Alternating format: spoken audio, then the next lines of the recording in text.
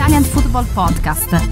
Okay, just before we finish off with Baggio, Premface and Serie Ass of the Week, Leonardo Bonucci has announced his retirement from football at the age of 37 years old. His final game for Fenerbahce on Sunday, and they won. He came on as a second-half substitute, but they didn't win the league. Galatasaray won their game, so he didn't finish on a high with a trophy. It's in some ways a sad ending for Bonucci to see him finish his career like this out in Turkey, spending this season.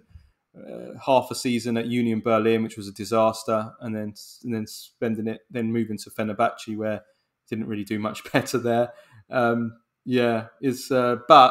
if we look at the career as a whole, Nima, I mean, a magnificent career from Bonucci. He will go down as a legend, Italian football legend. Some Juventus fans still never forgave him for the way that he left Juventus, but he is a Juventus legend for what he achieved, for what he won, for being part of that incredible team, the BBC, with Buffon, Barzagli, Bonucci and Chiellini. One of the great defences in modern football. We haven't had many great defences in the last 15, 20 years in world football because the art form of defence has died. The BBC, this Juventus and Italy defence, was one of the exceptions to that rule. Incredible defence, and he was the brains behind that defence. He was the elegance. He was the player that started it, that started the play from the back. Incredible range of passing, technically fantastic, mentally very, very strong.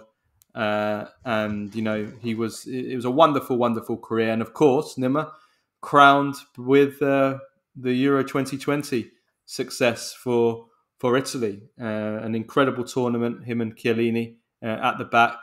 Kind of their last hurrah, wasn't it, really, in football, before they both started to get old and decline.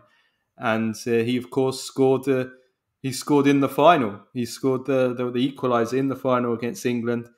It took it to extra time, scored in the penalty shootout, and he was at the centre of the celebrations. No one will ever forget the way he mocked the English. It's coming home, or it's coming Rome. He chanted.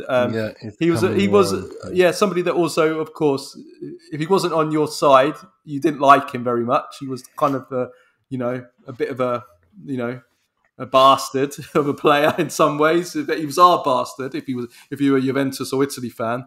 But at the end of the day, it's been an amazing career for Bonucci. It absolutely has. You look at, for me, I look at his Antonio Conte. I remember when Bonucci came up through the ranks, and together with Andrea Ranocchia, they were deemed to be the new. They were supposed to be the new, players that. The new defenders of the new generation to take the step on from the previous Nestas and Maldinis and Cannavaros, and for me, him at Bari and under Antonio Conte with Ranocchia next to him, I mean, those two were the predestinati, and Ranocchia was rated higher. Yeah, he was supposed to be the better of the two. He was supposed to have been the better one, and as it turns out, I mean, his career is, for me, completely. I can't talk about Bonucci without talking about Conte, Barzagli, and Chiellini, because I think the fact that he came to Juve under Antonio Conte, and Antonio Conte fixed that system for him, or for Juve, with him kind of having Barzagli and Chiellini behind him, kind of doing the defensive works, and he could sit there almost like a quarterback to use NFL lingo, and pick out these passes time and time again, which he did. Brilliant in the air, scored quite a few goals for a defender, fantastic passer of the ball. But for me, it's his career goes hand in hand. It's tandem with Barzagli and Chiellini. But we have, I kind of agree with what you said as well. I wonder if he's ever been better than that summer with Chiellini. They were the two best central defenders in the world that summer. They were unbelievable that year. At a time when both seemed like they were on the decline, but On then the decline, they just had an Indian summer that summer, and just were just incredible, just faultless in that tournament, amazing. And they were both of them, but very mentally strong players, and probably the last of the kind of. Well, I guess Chiellini was more old school than Bonucci. Bonucci was a ball player as well, but he did have that tough side to him as well, which you need to win tournaments.